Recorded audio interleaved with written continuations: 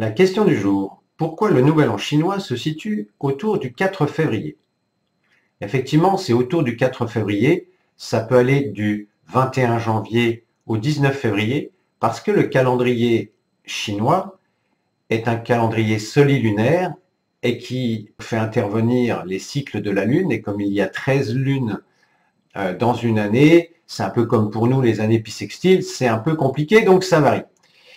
Mais il y a une autre raison à cela, et qui est beaucoup plus importante pour nous en ce qui concerne la santé.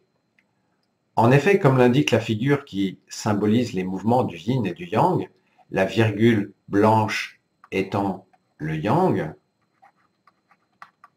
et la virgule noire étant le yin, eh bien, si on vient superposer les saisons à ce cycle, le printemps correspond à l'émergence du yang, l'été correspond au maximum d'énergie yang, à l'automne correspond l'émergence du yin, et à l'hiver correspond le maximum des énergies yin.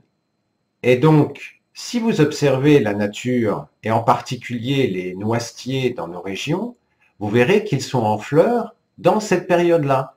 Eh bien, c'est tout simplement parce que les énergies yang, et en particulier celles au niveau du foie, sont en train d'émerger, la nature se réveille, les énergies repartent, et c'est cette énergie qui va venir pousser la sève, qui va faire que le germe va percer la coque pour pouvoir devenir une plante qui va pousser, et c'est à cette période-là que ça se passe.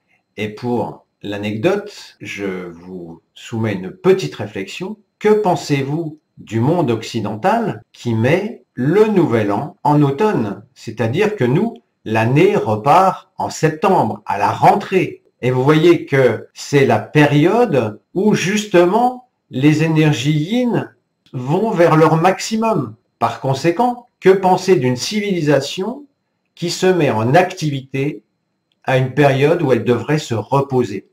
Si vous prenez le monde occidental, eh bien, il commence à s'agiter à l'automne, le maximum d'activité en hiver, c'est là où tout le monde travaille, et puis l'occidental moyen va prendre ses vacances en été, il va se reposer en été, alors qu'il devrait être en pleine activité. Voilà, c'est une petite réflexion et je vous laisse y répondre dans les commentaires.